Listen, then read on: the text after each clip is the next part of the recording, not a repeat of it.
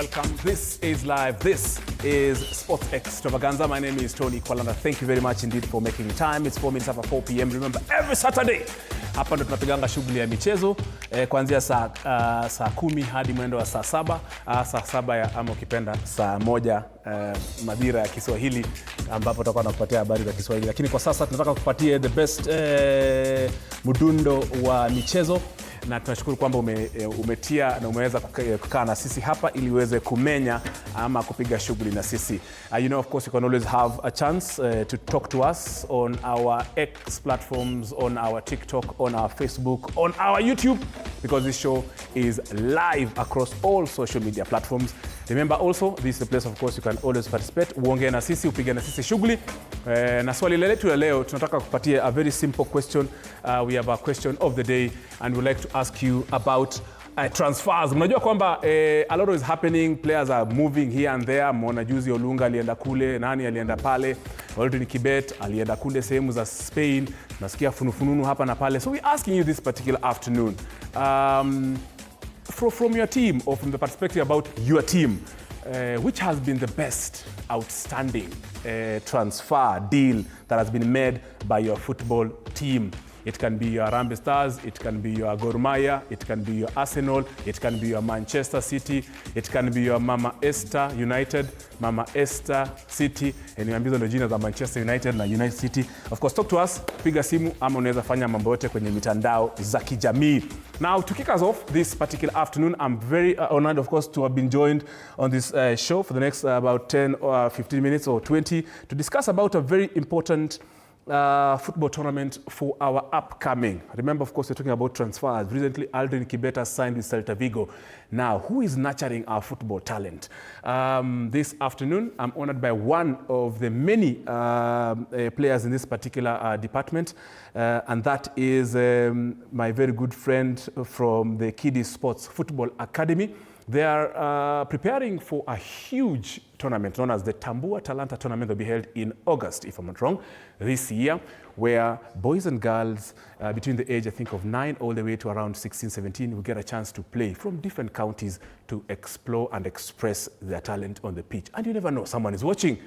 And this afternoon, I'm joined by the director of Tambua Talanta tournament, that is Wycliffe Kibisu, and also the founder of Kiddies Sport Football Academy. Karibu. Asante sana bwana Tony. I hope nimesema introduction vizuri. Sijabant.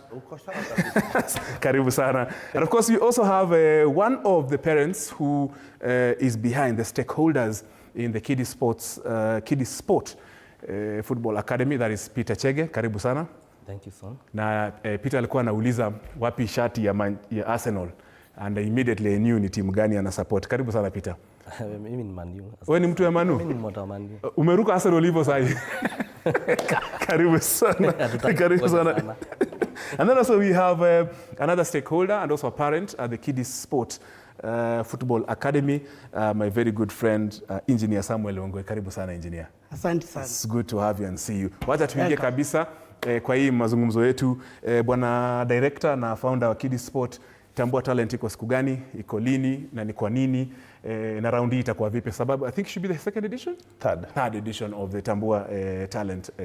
Tupatie hizo brief inakaaje? Asante sana. Kwanza kwa niaba ya mtazamaji, kwa majina naitwa Bwana Wycliffe Kibisu. Karibu. Founder Kiddies Sport Football Academy na director wa Tambua Talanta Tournament. Tambua Talanta Tournament itakuwa pale Kikuyu, maeneo ya Kikuyu, in August, to be specific on 23rd of August. Yes. Na itakuwa held pale PCA Kikuyu High, Reverend Musagita Girls, na pia viwanja vingine ambavyo viko hapo karibu. Na itachukua wachezaji from under 7 to under 15. Kwa hivyo hiyo ndio siku na tutakuwa tunaishughulikia. Na why Tambua Talanta? Ume-mention kwamba Aldrin Kibeta ameweza kufika kule Hispania. Yes. Ni kupitia nini? Ni kupitia platform kama hizi. So at Tambua Talanta, we are trying to create a platform whereby young athletes can showcase their talent at early stage so that they can be spotted and scouted, so that now we can build up from there. Ukiangalia, we have the power of social media. Right now you have the power of social media, so tukiweka hiyo platform showcasing, wataweza kuonekana. And that is why, and that's what happened to Amos Wanjala and Aldrin Kibet. Yes. Asante. Karibu sana. Of course, it's a big topic about Aldrin Kibet ambao walikuwa, they were just playing for their teams in Kitale, wakacheza kwa school games, of course through the structures that have been set by Talanta Hela. Sasa kuna Tambua Talanta tournaments.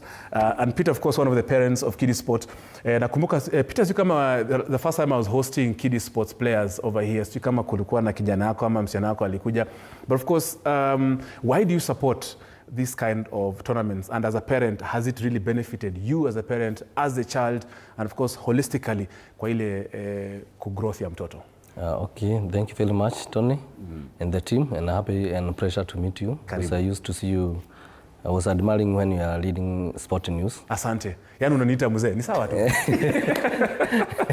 You felt like that time. Yes, thank you. So, I'm also a parent. Last time my child missed because we are traveling somewhere. Yes. He was supposed to be here. Yes. He is now in a, that time he was in a category under 11. He is now under 13 because he is now 12 years. Okay.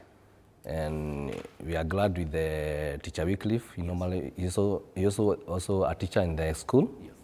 Because he developed the kiddie sport. Yes. And we supported him together with my fellow parent here. And it has been great for the children because in terms of discipline, we have grown well.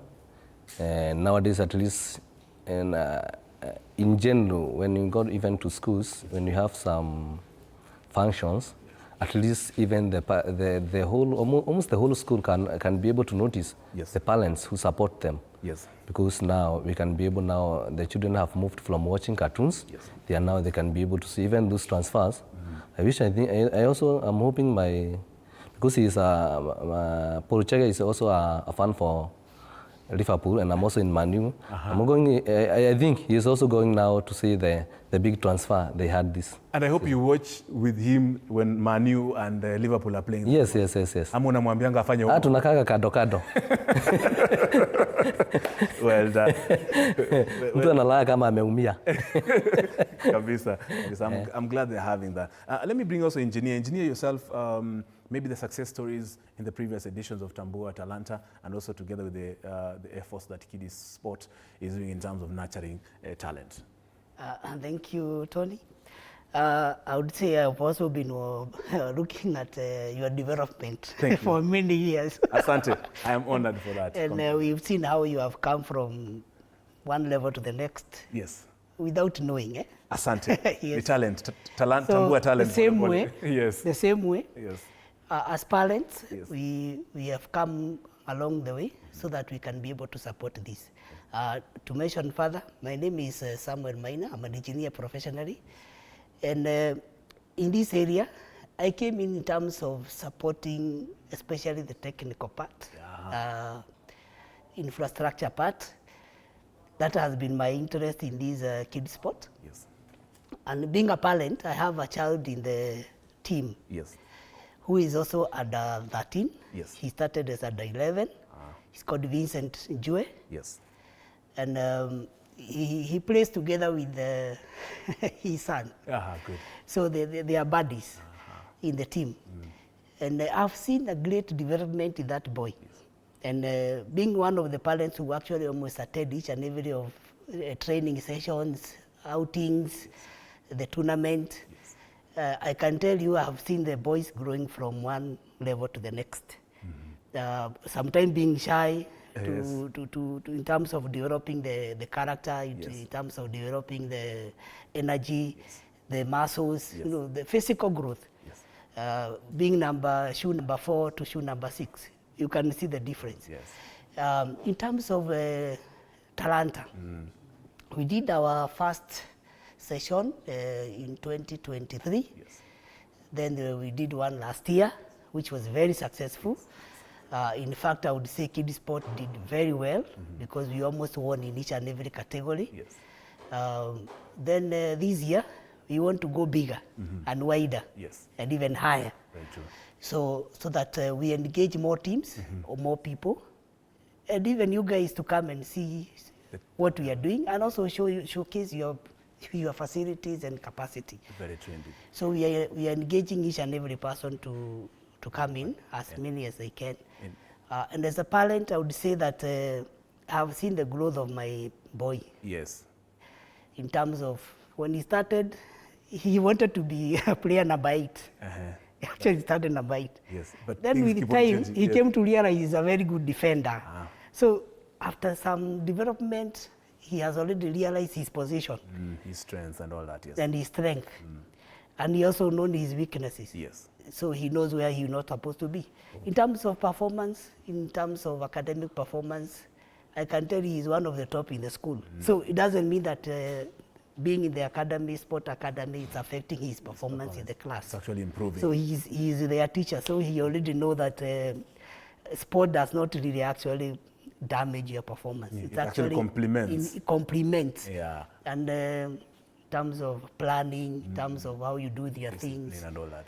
And all that. Okay. Yes. And of course, let me also bring in now the founder of Kiddie Sport and also the director of Tambua Talent, Bwana Kibisu.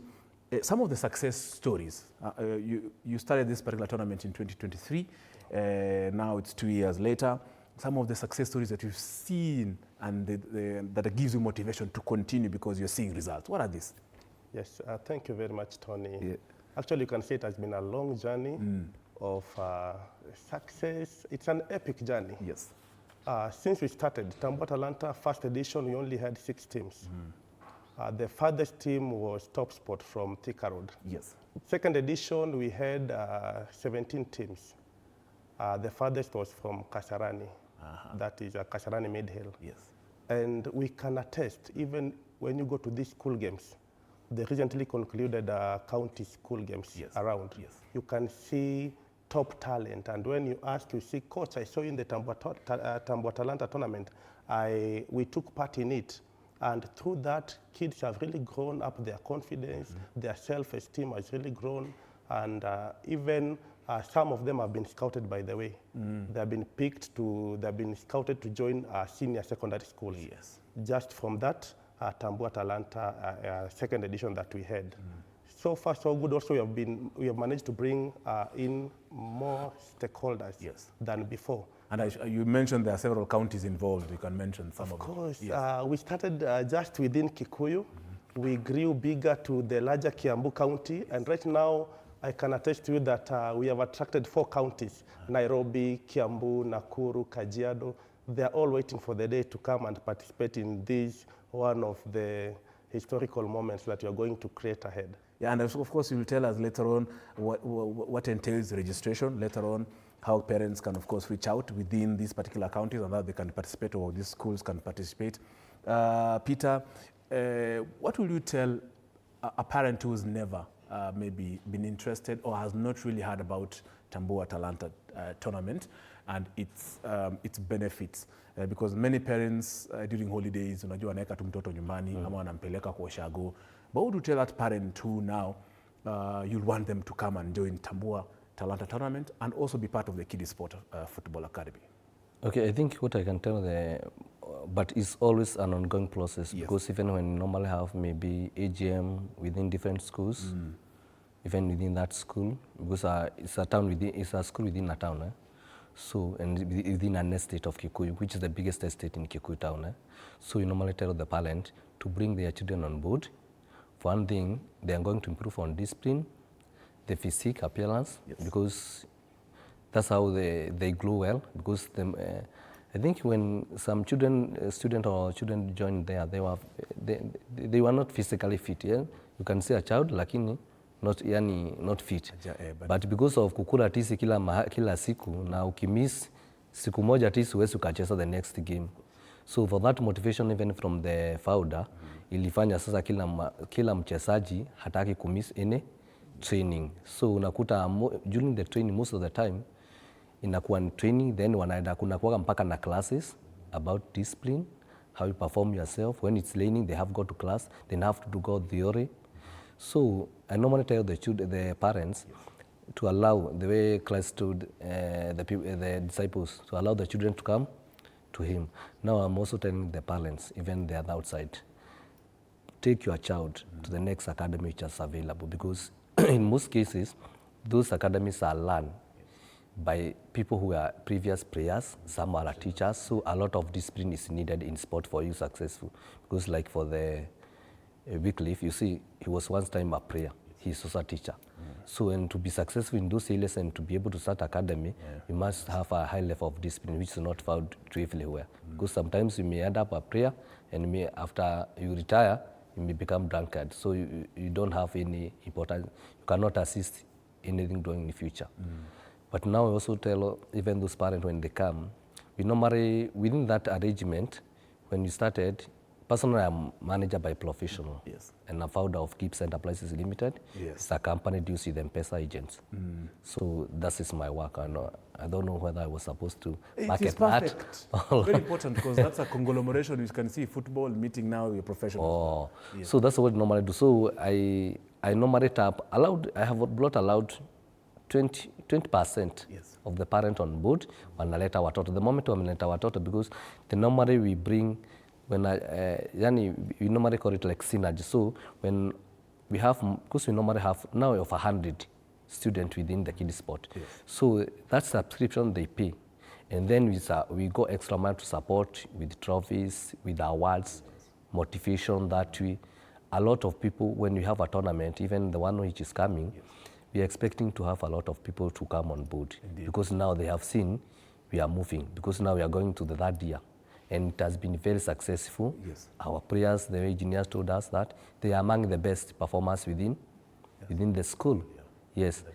Yeah, even the discipline, even when we had the sports within for the government, for the schools, our students, they are the best picked, because at least they have discipline. In fact, they lowered how the rest play, because they are on their own levels. Yes. Yeah, so our work is within that, you make sure logistics funny. We normally have what we call a subcommittees that deals with logistics. He deals with all the arrangement, but when it comes to maybe have a tournament, how we are going to arrange transport. We have another team for catering, includes some ladies there.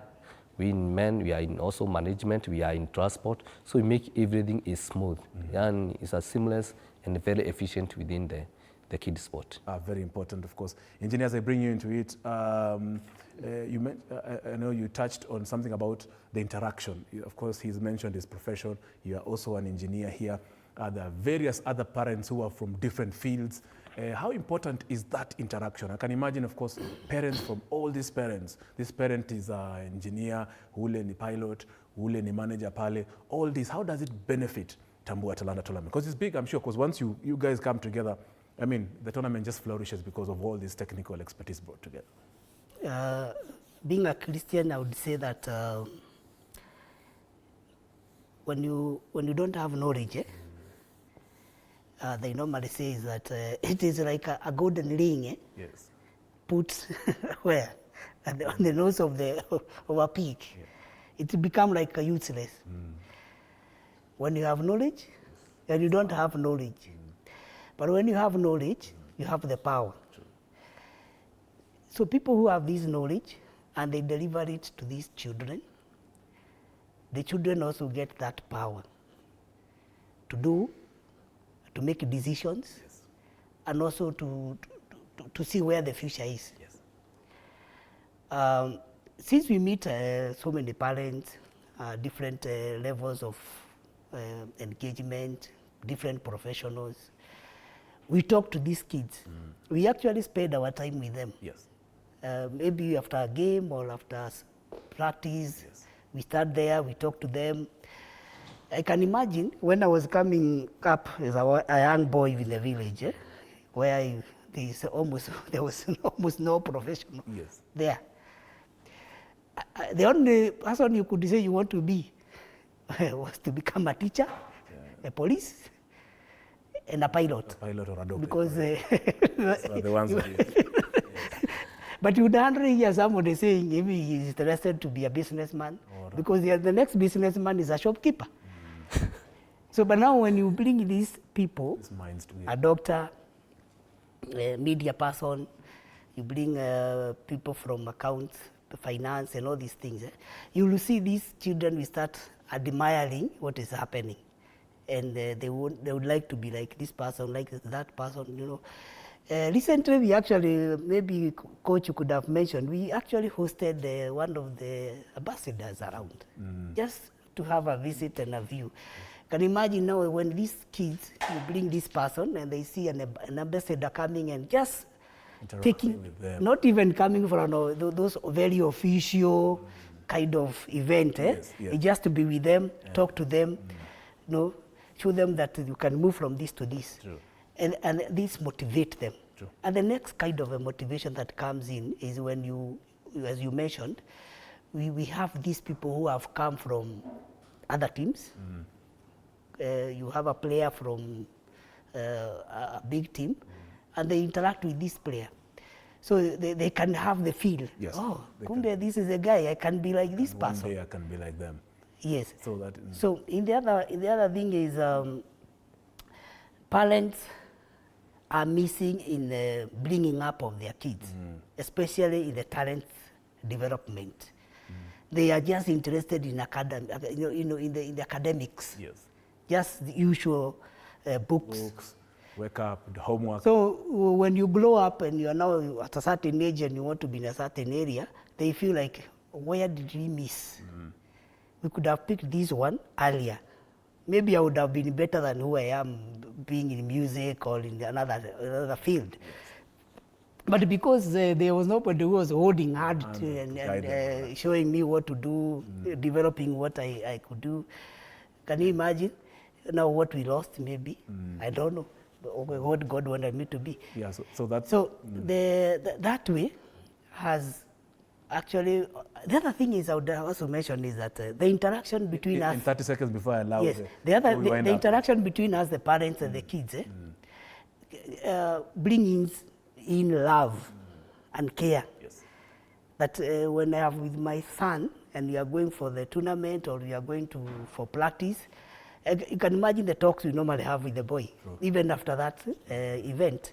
So you develop that interaction with the child. And you break the bond, and they know that. And they know that this is... They are safe, they are comfortable. Yeah, they are safe and comfortable. If I tell him, please wait at school, I'm coming, whether it is 2 hours or what, they know you are there because you take care of them. All right, engineer. So, yeah, thank you for that, engineer. Let me just bring in the director of the tournament. Where is the registration at? How many teams are you expecting? How many numbers and all that in the boys and girls as we wind up? Niko na dakika moja na nusu.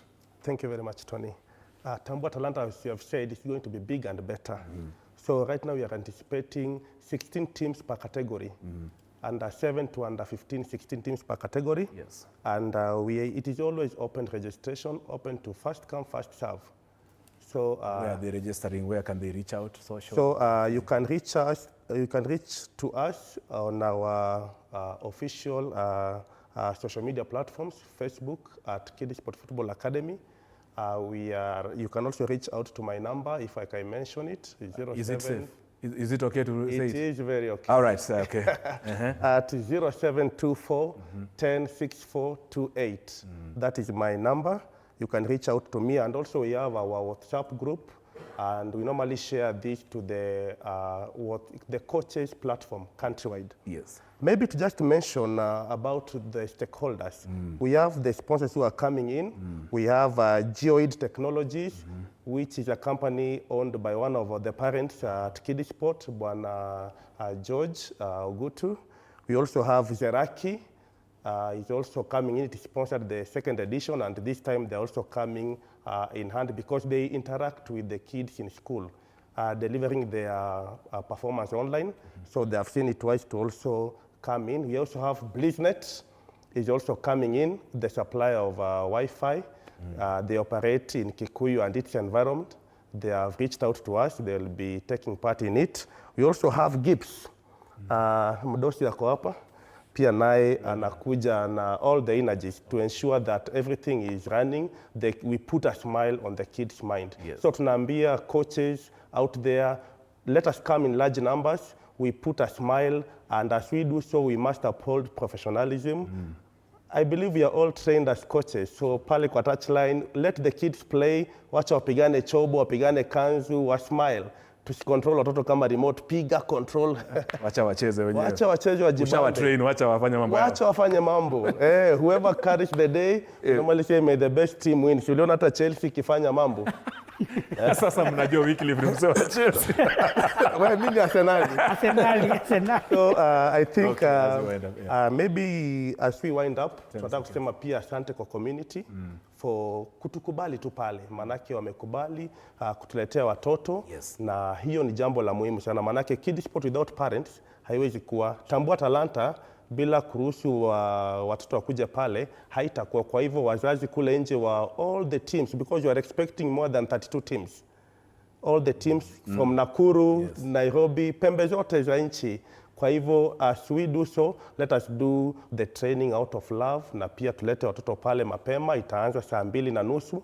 By 4 tumemaliza.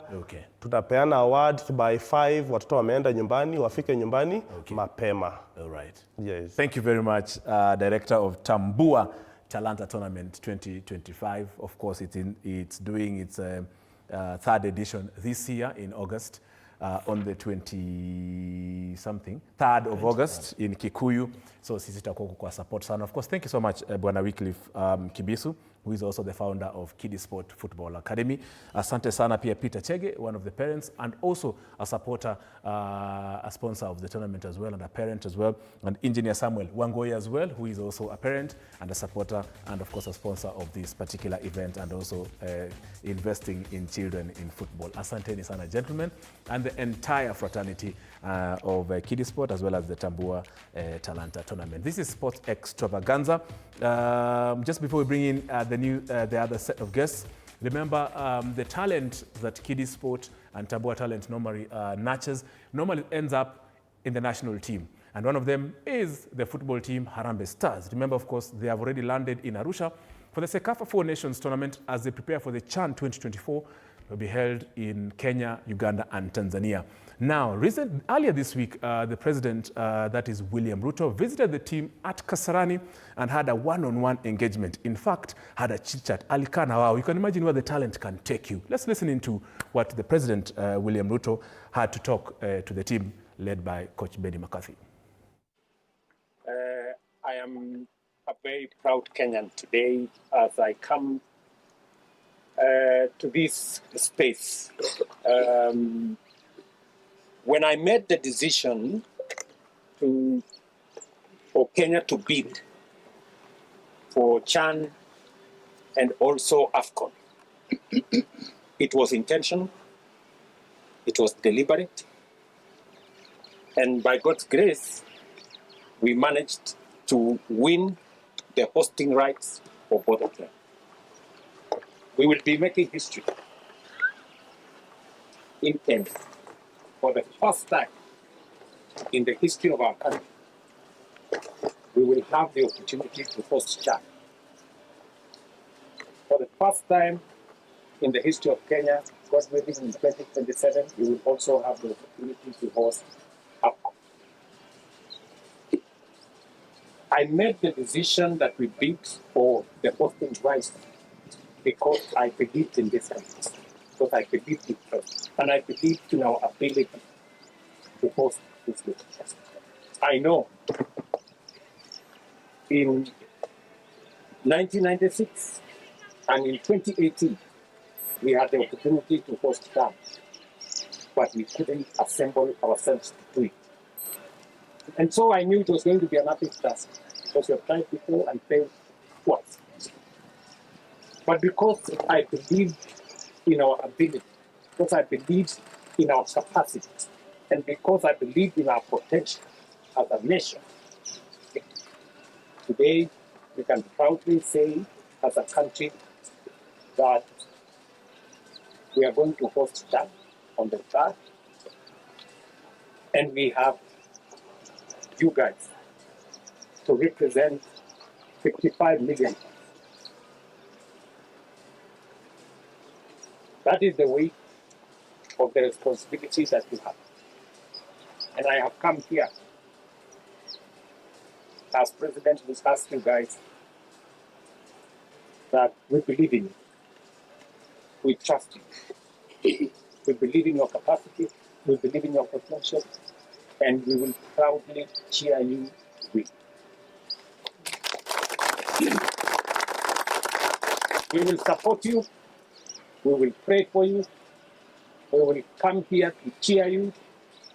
And you can count on our unity on this one thing, that we support the Kenyan team, the Stars.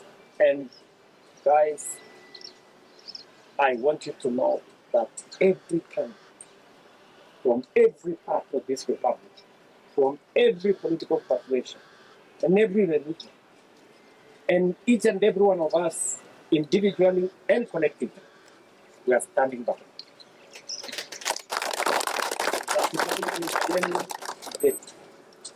Tutaweka tofauti zetu zote kando, simame na nyinyi so that we can lead for Kenya. Let it be historic. You know, just look at it. If we are hosting for the first time Chad, and we win, Bwana Captain, we must win. We must win. How many other players? Yes. Let us believe in ourselves. Let us believe in our country.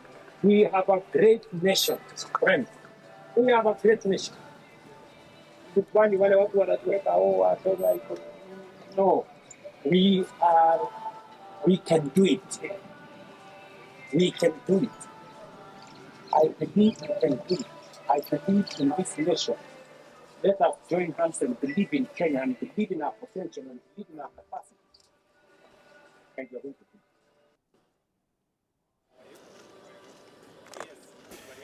Yes, that's of course the President of the Republic of Kenya, that is William Ruto, speaking to the national team, football team Harambee Stars, during one of their training sessions at the Moi International Sports Center, Kasarani, here in the capital. Right now, the team is in Arusha, Tanzania, for a Four Nations tournament, one of their preparations ahead of the African Nations Championship 2024, where Kenya is a co-host with Tanzania and Uganda. And remember, Kenya, of course, is in a tough Group A. Right now, I'm joined by very happy, beautiful story that, of course, has made a lot of headlines for the better part of this year. We have our mothers, our grandmothers, our women who are participating in football, in sports, in activities. And they've actually represented us recently in a tournament in South Africa where they actually did exploits. And this afternoon, I have our grannies in studio. They're preparing for a World Cup event. Yes, I told you, kama Harambee Stars haijajipanga vizuri, our grannies watapeleka timu yetu kwa World Cup. And they are here. I'm joined, of course, by the president of the Kenya Grannies Football Federation, that is Dr. Elizabeth Kaitanyi. Karibu sana. Asante. It's good to have you. I also have the deputy president of the Kenya Grannies Football Federation, that is Enoch Kiplagat. Karibu. Asante sana. Nashukuru sana umewaleta huku. Tuko pia na Winfred Makena. Karibu sana. Tuko na pia na Joyce Wanja. Pia tuko na Agnes Tabitha. Karibuni sana. Wacha tuanze na President, so far, what are the success stories, benefits za our grannies to participate kwa these events, kwa jamii, kwa as a country, and of course as a federation? Thank you so much, Tony. Karibu. My name is Dr. Elizabeth Kaitanyi. Karibu sana, Daktari. I am the founder and the president of the Kenya Grannies Football Federation. This is a federation which we started last year in August, but it was officially registered in Kenya through the Ministry of Sports in March this year. Yes. So this federation, we started because there's a report which was done by WHO. Yes, true. WHO came out with a report which say that 31% of the world population is physically inactive, which is 1.8 billion people in this world who are physically inactive. 3.2 million of these people die every year because of the lifestyle diseases, like high blood pressure, arthritis, diabetes, all those lifestyle diseases, or old age related diseases. Then again, $5.4 billion is spent every year in this world to try and manage or cure these lifestyle diseases. So when we realize there's a problem, for example, my mom, my own mother was not feeling well. She also had she had the diabetes, high blood pressure. And one day, the doctor told me that mom needs a lot of exercise. Yes. So I took her around for exercises, evening walks. Then along the way, we came across young boys who were playing football.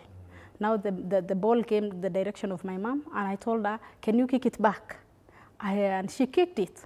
So when she kicked it back, I realized, these grannies can play football. Yeah, nikaona mashugumbe, they can play football. Yes. That is how Kenya Grannies Football Federation was founded. Then now I started doing a lot of research. Yes. But from the WHO research, yes, I realized there's a gap. Because football is a whole-round sport, yes, which can be played even by the old people. Yes. So now when I did the research, I came across a lady in South Africa called Mama Becker. She's a South African. She was also diagnosed with cancer. And the doctor told her that she needs a lot of exercise. Right. Then she founded the Football for the Grannies in South Africa, which she started in 2017. Yes. And they did their first tournament in international tournament in 2023. Yes. So when I came across her and then we started communicating, you know, we live in a global village. Yes, we started communicating and now she invited us to South Africa for an international tournament. That's why the grannies went. So we went there and the grannies got a lot of exposure, yes, considering that our mashosho wamekuwa tu nyumbani. This is a part of the team that was in South Africa, video? No. Nani alikuwa South Africa, ningependa kumuuliza experience yake. But of course, wacha tuanze na Agnes Tabitha. Your experience, imekusaidia aje wewe Agnes? Hii kuparticipate kwa hii magrannies, how has it helped you? Amen. Na mzee anakubali wewe ucheze mpira? Nani atapika ugali jioni? Nakubaliana. Yes. Yeah. Yes. Okay, my name is Tabitha Agnes. Karibu Agnes. Nyoki. Okay, mpira imenisaidia, yes, kwa sababu niko na problem ya athletics, lakini wakati nimekuwa nafanya exercise, yes, na nikakuwa yani wakati nimeanza hii mpira, yes, at least nimepata nguvu, na kama miguu yangu imekuwa sasa, nilikuwa siwezi funga kufunga kiatu. Yes. Lakini sasa at least nainama nafunga. Nilikuwa siwezi pinduka kwa haraka, yes, but now nasikia vizuri sana. Yes. Imenipatia nguvu na imefanya nikuwe mwepesi. So kwa hii exercise, yes, imenisaidia sana, na pia nimeona hata wale tuko na wao wanasikia vizuri, wamefanya, yani wanasikia kuendelea kabisa. Ndiyo. Na wanaona ni kitu ambacho kimekuja ambacho kinafanya health yetu ikuwe mzuri. So hata kwa health yangu nasikia niko strong. Niko strong sana. Na pia kuna kazi zingine nilikuwa siwezi fanya za kubeba vitu mzito kidogo, na sasa naweza beba juu ya hii exercise ya mpira. Very true. Wacha nize pia Wilfred Makena, pia wewe najua uko nyumbani watu wanasema leo shushu ameenda kugonga ball. Yaani amedunga boots na socks na shin guard ameenda kupiga mpira. Yeah. How is the reaction? Unasema nini nyumbani na pia mtaani kwa jamii pia? Thank you. My name is Winfred. Yes. Katika Grannies I'm a discipliner there. Mimi ndio mwalimu wao mahali pale. Wewe ndio unanyorosha watu viboko watu. Mimi ndio nawaingiza kwa laini. Very good. Mahali pale katika kucheza ile mpira, yes, nimeona ikiwa kitu cha maana sana. Yes. Kwa maana the way I am now, si hivyo nilikuwa. I was very fat. Hata singekalia hii kiti. Tungekutafuta ingine hata mungenibeba unipandishe hapa. Yes, yes. Lakini sofa saa hii umeona nimepanda mwenyewe. Hata hakuna mtu amekusaidia. Mara mingi singeweza, nilikuwa nikienda hospitali because of pressure, naenda napimwa naambiwa iko juu. Saa ingine inafika to 30, to 70, lakini sofa am 130. Because of hii mpira. Nikiamka asubuhi naamuka nikijua my first priority, yes, ni mpira. Niende lao barabarani nikimbie nikifanya mazoezi. nikijua the next minute naenda kucheza ile mpira. Yes. Nimeona ikitengeneza mwili yangu na nikaona the more tunaendelea nayo, tukielimisha wengine, wakikuuliza mbona uendeangi dawa, unawambia mpira ndio dawa. Hiyo ndio dawa. Unaenda pale unacheza, yote inaisha. Wengine tuko mentally affected. Unaenda ukiwa stressed, ukifika pale unacheza mpira, unawacha pale kwa uwanja. Unarudi kwa nyumba, unafanya mambo yako ukiwa uko na afya. Hata mzee akikuona anajua vizuri kabisa. Joyce, unasikia maneno. Joyce, unasikia pia maneno. Hebu tuambie experience yako nyumbani, wanasema nini, jamii wanasema nini, na unachezanga position gani? Mimi nachezanga defense. Mimi ndo nashikanga ile defense. Mkiniita kwa timu yenu saa hii tu, mimi ndio defender. Yes. My name is Joyce Wanja Steven. Yes. Mimi nimefurahia sana kwa hii timu, kwa hii mpira. Yes. Juu kwa kweli kuna hii diabetes ilikuwa kwangu. Na stress, nilikuwa na stress nyingi sana juu ya maisha lakini vile nilianza kuendanga kucheza mpira, nikitoka huko nasikia nikiwa free. Juu kwa nyumba nilikuwa nashindanga tu hivi mpaka sukari ikanipata juu ya stress. Lakini vile nimeenda nikakutana na hawa mama, nikasikia kila mtu akisema mambo zake, mashida zake, enyewe nilipona. Tukienda huko mtu anachekanga, tunafanya mazoezi, yani hata mashida zangu naachanga pale. So nimefurahia hii mpira na ninaona tutaenda mbali. Na tunaomba tuende mbali juu ni kitu tumeita wengi. Tumeleta washosho hata wa 8 years. Wanakuja, ukiona mtu alikuja akitembea hivi pole pole. Sasa akigonga hii mpira huwezi sema ni wa 8 years. Mnanishtua sana sasa na kata siwezi kimbia na nyinyi mbio sasa hivi mnanishtua. Kwanza mimi huwezi nishinda mbio sana.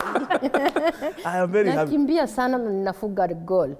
Mimi sana nakuanga hapa defender. Hapo ndio mimi nachezea. Wewe ndio Maguire. Yes, nenda pale. Sasa mimi nimejua hiyo mazoezi ni dawa, pia hiyo kufurahia ni dawa. Kwa yenyewe nimepona kupitia hii mpira. Very well. Yes. Enoch Kiplagat, nasikia hii story, yani looks like itabidi utembee Kenya mzima ulete magranis wetu. Juu unajua hujatembea kwetu nyumbani pale Maanda Shivanga Malava yenye kwa karibu na Uasingishu tu hapo karibu na Eldoret North. What are you doing to plan to now it countrywide? Washosho wote wa huko Moyale, washosho wote wa Homa Bay huko Kuria. Thank you Bwana Kwalanda. Yes. We started this thing around after registration in March. Yes. And we've made a lot of strides in terms of progress. So we started in Elgeyo Marakwet and Uasin Gishu County. Yes. Moved very quickly to Baringo. Yes. Then followed by Nandi. Then immediately went to Kakamega. Then Siaya. Then Nakuru. And then we are now in Machakos. We are in Nairobi. We are in the day before yesterday, we were in Kitui. And we are moving very fast. We are only 4 months, at 4 months old, 3.5 months old. And we've made so far, we've registered about 75 teams. Wow. So both men and both grandfathers and grandmothers. Fortunately, of course, or unfortunately for any other person who would want to imagine that way, that our mothers are leading, because we have about 10 of thereabouts for the men. They are a little bit difficult in terms of onboarding, but for our grandmothers, so fast. Yes. Because a day like we went to Kitui, we were able to recruit about 4 clubs, and by yesterday there were 6, and we expected that when we are doing the next tournament for Kitui around September, we expected maybe around 15 to 20 clubs to be onboarded. So for us, this federation, majorly, we are not so much into competition per se. We are on health and wellness. Correct. That is our pillar number 1, health and wellness. True. We want to help this country with this burden of non-communicable diseases, mental health, diabetes, hypertension, high blood pressure, whatever. So many diseases that the country is spending so much money treating, yet with a little exercise here and there, and a little socializing, coming together, sharing and all that, we are able to deal with them. So we have a target by the end of the year. We should be doing about 24 counties on the minimum, but God willing, we are looking at maybe 30 and above. But under 2 years, we should be all over the country. Indeed. And we are getting as many grannies as practically possible. And they're between the ages of 50 to 70? 50 upwards. 50 We don't want to limit at 70. In fact, the oldest granny now is at 84. Yeah. Yes. And we got one in Kitui yesterday in 95, but we were still discussing whether we can bring her on board or not. Kidogo. Not necessarily. Unajua akiingia kiwanja pale anaweza piga hata 2 minutes na apumzike kidogo. Yes, it will be a lot of importance. Huyo mfanya kwetu team manager apange watu. At 95 utakuwa team manager na gani? Yes. Yeah. Daktari, let me Daktari, of course, now you are preparing for, there's a lot of interest in the grannies in the country. You've already done a lot of recruitment. Yes. What next? What are you looking for in the next 3-4 months? Of course, as you head to the World Cup. Now, your World Cup is 2027. No, for grannies is 27. 27. Yes. Ile wakati pia sisi tutakuwa tuna host Africa Cup of Nations, pia mtakuwa World Cup. Na sisi tuna host tena. For the grannies. Daktari. Thank you so much. As my colleague has said, and the grannies, we have plans. Yes. In the next 3 months, as my deputy has said, that we are planning to have to onboard more teams. And we thank God because this thing is hot cake. Every granny wants to play football. And because of the testimonies made by the others who are already inside there. Yes. So we are trying to ensure that all the grannies are there. Yes. So that in 2027, everybody will play football. True. For the when we are hosting it. Yes. So we are moving around mobilizing all the teams. In October, during Masingira Day, we will be doing a tournament for all the teams which are already registered with the federation. So we'll host all the teams so that we can do a tournament, and then now we will the best team which will win. We'll have a friendly match in Zambia. So that's the team which will go to Zambia to represent Kenya in the friendly match. Yes, we organize ourselves for the 2027 tournament, a World International Tournament for the grannies. Well done. Yes. Well done. And Agnes, of course, as we wind up, najua niko na kama dakika 4 hivi before we get, of course, to another break. Agnes, ungependa kuambia nini how the process, of course, of getting kujoin club and of course now to be part of the national team. Unajua kuna granny amekaa nyumbani anasema, nicheze 45 minutes kama Olunga. Yani naenda kucheza nichezee Gor Mahia. Hapana, how did that? Of course, kuza granny anakaa anasema, aliingiaje kwa hiyo vitu? Kwa ufupi tu, like in 30 seconds. Okay. Yes. Sasa naweza sema yes. Grannies saa hii wanataka sana hii mpira. Yes. Na wamejitoa. Yes. Wakati tunaingia kwa community tukiwauliza kama yani hata saa hii hatuwaulizi vile tumeanza hii game wanakuja wenyewe. Wanakuja wenyewe. Alafu wamejua kwamba ni uponyaji. Kuna uponyaji kwa exercise. Yes. So wanakuja hata wanauliza as me kama chairlady wa group ya grannies. Sasa wananitafuta. Kwa hivyo hata kwa barabara wamenijua na sasa nikiwapata nione huyu ni grannies na muongelesha na niambia nitakuja na anakuja. So tunaendelea na tutakuwa wengi na tumeform, yani groups zimekuwa mingi. Yes. Nilikuwa nimeelezea wa president kwamba hii mwezi ikiisha tutakuwa Nairobi, itakuwa na grannies wengi sana na tunataka tuende mbali. Yes. Yani tutafutiwe tournaments na katika in the world hata tuende nje. So tuko tayari. Wale tumetrain wako tayari kwenda nje. So tunangoja tu tournaments, tunangoja tu president atuambie sasa tunaweza enda mahali fulani. Kwa hivyo tuko ready na wamama wamejitoa kama grannies. Yes. Wanataka hii team, yani hii training wanaitaka sana kwa maana wamepona. Wengine walikuwa hata hawezi enda kwa duka, sasa wananiambia hata mama umefanya vizuri sana kama chairlady. Mimi sasa situmi mtoto, ninajipeleka. Ninajipeleka mwenyewe. Still wengine walikuwa hawezi hata kujifanyia kazi. Wanasema hii training ilifanya mzuri sana. So tunaendelea na tutawashika mkono, tutakuwa hapo. Tutaendelea na mpira, hatutawacha kwa sababu hata dawa wengine wamewacha. Kama pressure anaona hakuna, anasema amepona. Kwa hivyo hii mpira imefanya wa grannies wapate nguvu na wapate afya ingine. So wanafuraha sana. Asante. Na najua of course president atakuja na David atatuambia manufaa. I know vinyo umesema wellness na health, mtatuambia pia najua mkikaa kama wamama wanajua wanapendanga kutafutanga namna ya kusaidia familia, chama, pesa. Najua kando na kucheza mpira unajisaidia. Of course president na David atusaidia pale. But Winfred, wewe tukimalizia tu kwa maoni yako, of course your parting shot, ungependa kuambia nini wagrani wote? Unajua wagrani pia wa Tanzania na wa Uganda wanakuwatch. Unajua pia Museveni anakuwatch. Na mama wa taifa wa Uganda. Ningetaka nataka kuja kucheza pia kwa grannies. President, be very ready. Okay, thank you. Ningependa kuambia grannies wote, they are all welcome. Very true. Wakuje tucheze pamoja, tutengeneze mili yetu, tuepukane na dawa, ndio tuweze kusongesha maisha mbele. Ndio tuweze kukua na miaka mingi ya kulea wajukuu wetu. Very true.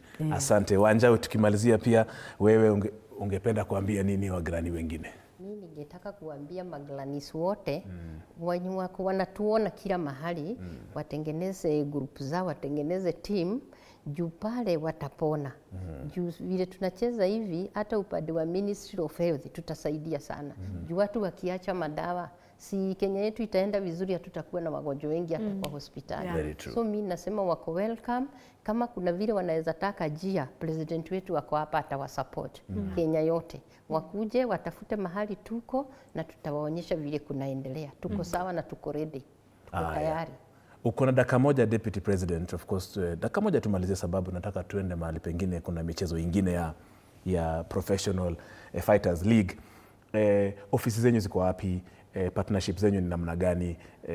Ndio watu waweze kujua, na of course watu waweza join aje wala shosho wako Moyale. Asante sana bwana Konanda. In less than a minute. Ukiweza. Just last. Asante. Yes. We are only 3.5 months old. We are still setting up. Yes. We have an office in Eldoret. We have set up an office not yet fully operational in Nairobi. And most of the time we are out there in the field. In fact, our main work is now to get as many grannies as possible. But our lines are open. Our website is on. If someone goes online, search Kenya Grannies, you will find us. You can always call us, and we are always there to help. Asante sana. Huyo ni Deputy President of Kenya Grannies Football Federation, Enoch Kiplagat. Daktari Elizabeth Kaitanyi, President wa Kenya Grannies. Well done, of course, on this very noble venture. Agnes Tabitha, one of course of wale wa magwiji wa grannies, pia Winfred Makena, asante sana. And of course together with Joyce Wanja, hawa na represent a huge pool of grannies who are taking Kenya by storm. Wakishindana na wewe wanakushinda live. But asante sana, wana prepare for World Cup, natoka tuna host tournaments hapa. Washosho, wa grannies, tucheze ball ama tufanye mazoezi kukusaidia kiafya, tuweze kuishi maisha marefu, ndio tuone pia sisi na wajukuu wetu. Thank you so much really for making time. Endelea kuwa invite na muendelee kucheza football. This is Sports Extravaganza. My name is Soni Kwalanda. To the entire team, of course, wale wa grannies, asanteni sana. We are taking a very short break, but more is coming up.